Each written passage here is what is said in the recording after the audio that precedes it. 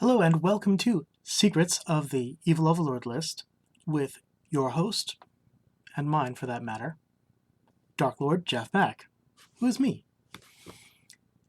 If you're wondering what this is, people never ask me, Dark Lord, can you draw?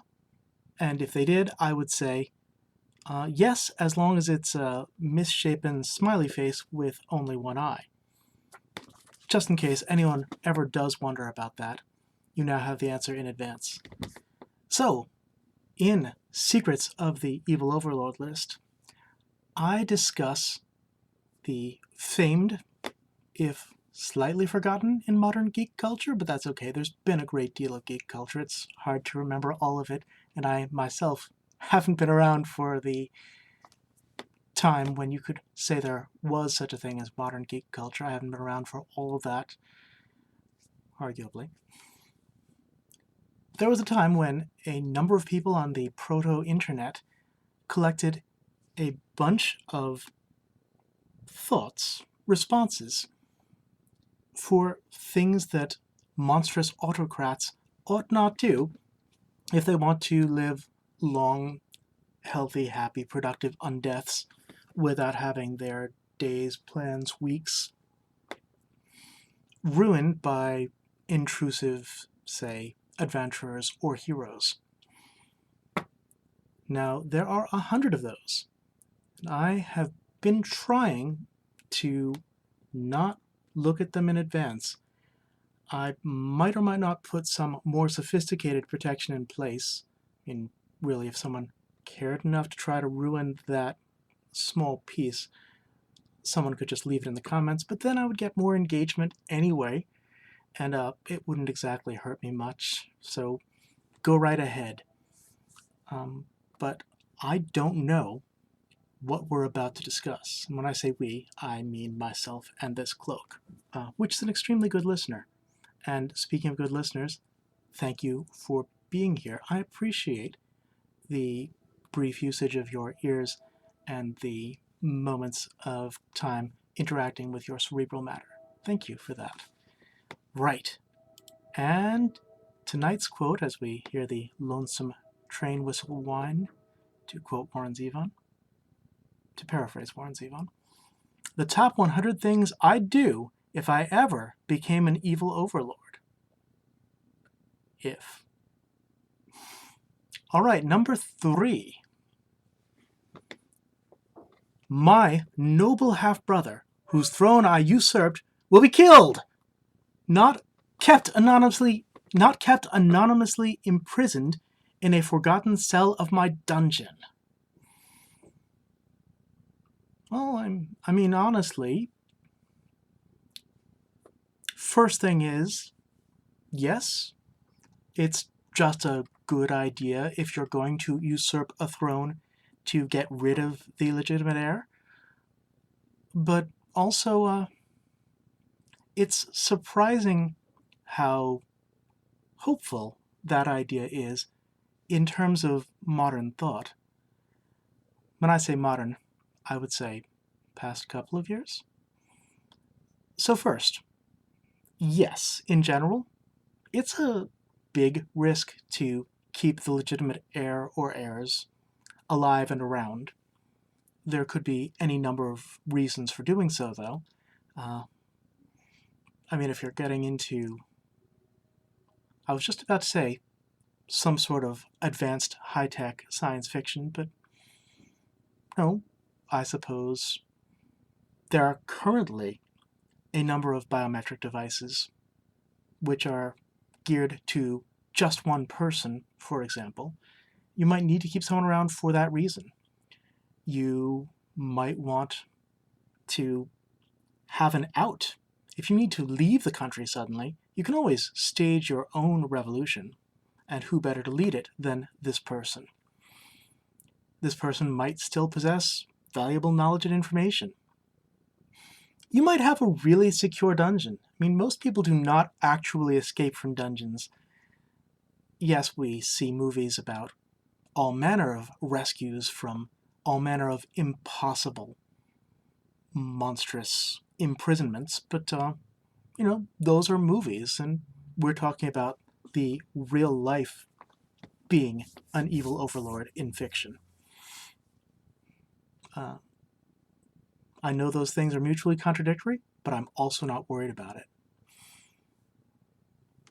But to bring it to sort of a more ominous point, and I'm going to seek to avoid a certain amount of dystopianism in what I talk about, because we really get more than enough of that as is, and I feel like you ought to be able to expect a certain amount of relief from your average, everyday, boring dystopia when you are speaking with or taking the time to watch a Dark Lord. You ought to get more interesting utopias than the real world. But if I can step into utopias, dystopias, well, dystopian ideas. I suppose we could argue about whether the real world is currently utopian or dystopian. I would argue that I don't think there's been a utopian world, and that utopia is going to be a concept no matter what, whereas dystopia is a matter of complicated opinion. But certainly we have a great deal of perception of dystopia at this time, which is probably another story. So in short, and thank you for staying with me in these early broadcasts while I work out some of the, I don't want to say metaphysics, let's just say some of the things that I want to talk about, sometimes on camera. If there's one thing that watching the current world has shown me, it's that if you want to keep the legitimate heir to the throne, who doesn't actually have to be noble, but for the sake of the list, let's go with that as someone who is heir through monarchy is more uncomplicated, speaking in terms of practicalities, than someone who is, say, a popular figure who would probably get elected, or say, someone who has some other ability to claim the throne. Really, the thing that one would do in current times would simply be to slowly erase traces of the old government from the internet and overwrite them with misinformation and basically a destruction of history, such that if the legitimate heir somehow escaped, or even escaped right into the hands of your opponents, that person might not be able to do much because, say, social media might have already convinced everyone that the old regime was thoroughly corrupt and had no legitimate claim whatsoever. That's just a terribly common thing to find on the internet altogether. This is part of why I have so much faith in old books. Not that old books can't be lies, not that knowledge hasn't increased since, say, a 15-year-old book was written, but while books can definitely be inaccurate, physical books do not have the ability to rewrite themselves while they're hanging around here in my domain, whereas things on the internet disappear, rewrite, and redevelop what actually happened all the darn time. Would you keep the legitimate heir alive if the legitimate heir was an actual threat to you? I would say, it really depends on why you're doing it. Why did you do it at all in the first place? Was it a moment of mercy? Well, sometimes mercy is not the worst policy. There are some people who will show you mercy if you show them mercy. Sometimes the behaviors we model come out in the worlds we consume, Was it because that person had some value to you, alive? One would like to hope so. One would like to hope, in general, that you didn't do it randomly. If this person just has no value to you alive, and we assume that you are someone who does go around, say, getting rid of people, because if you have moral or practical reasons not to get rid of people, one presumes the whole rule wouldn't apply to you. So if you're prepared to get rid of people in the first place, I would like to assume that if you're an evil overlord, you will have those people iced regardless of, well, I don't even see why it would be a question, right? So my thought is that if you're keeping that person alive, it's probably for some reason, and then it just goes back to what so much of this is, which is a cost-benefit analysis, though to be honest, I do love cost-benefit analysis, and we will probably do a bunch of it. Does the likely value you get from keeping them alive, or the possible value you get from keeping them alive, outweigh the value you'd have of making it impossible for them to return? It's a question you should ask yourself when you take over, for example, a kingdom. Now, on a final note,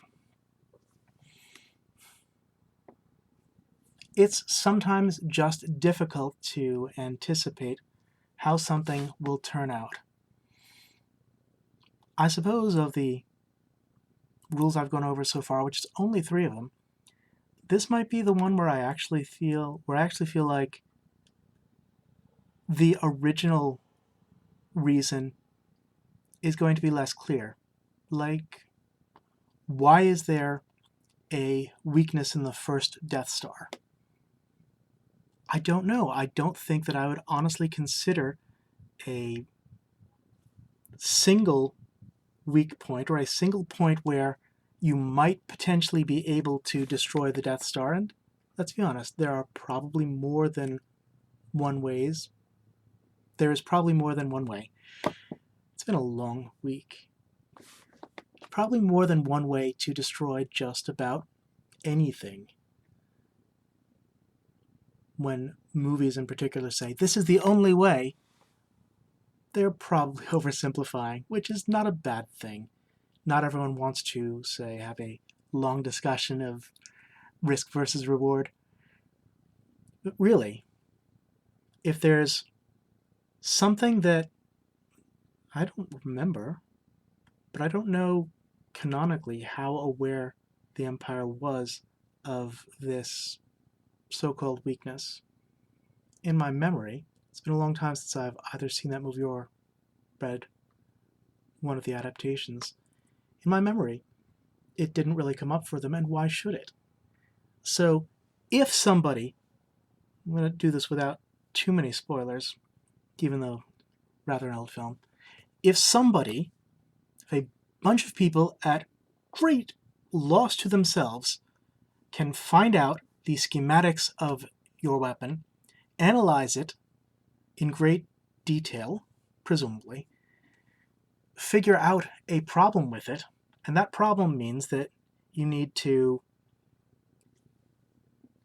fly a small spaceship towards a gigantic battle station surrounded by small and large spaceships, and do a difficult thing. And also, by the way, someone will have to get into the spaceship and deal with arguably the most powerful fighting force, one of the most powerful fighting forces in the universe, to say nothing of the potential that one of the 2 Sith Lords will also be there. You'll have to get past them, which means that someone who can get past them, which would basically be one of the Jedi who are thought to be extinct, would have to do it. That's a whole lot of things that have to happen. It doesn't happen implausibly in the movie. I ain't mad at it. But I don't really feel like this is just a tremendous weakness on the part of the Empire. I feel like, yes, under incredibly extraordinary circumstances, and I would like those circumstances to be difficult and to be real triumphs for the people doing it. Even if I hate the heroes, I want to see them work to get there. If they're going to get into a position where they can defeat the villains, keeping something alive, keeping something that might not seem like a weakness, because if through incredible effort and unbelievable exertion, and the existence of things that you didn't know about or thought were destroyed or both, people might possibly be able to overcome the thing that you're doing, that's not really a terrible weakness.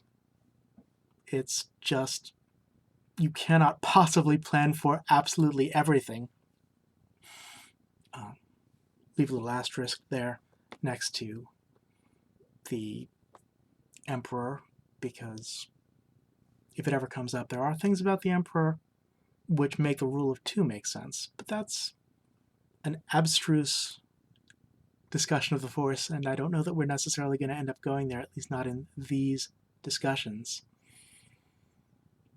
So yes, this idea that if you have a noble half-brother or anyone who could easily challenge your reign, whom you could easily destroy, especially if it's one person and you're, say, a maniacal, murderous monster, it doesn't make a lot of sense for you to leave that person alive, but again, unless we're talking about some kind of weird plot contrivance, that person wouldn't be alive. I mean, if you're bad at planning, and again, you're some sort of murderous monster, and of course not all of us evil overlords are murderous monsters, but you kind of have to be a murderous monster and bad at planning and or have to leave this open if it was a weakness.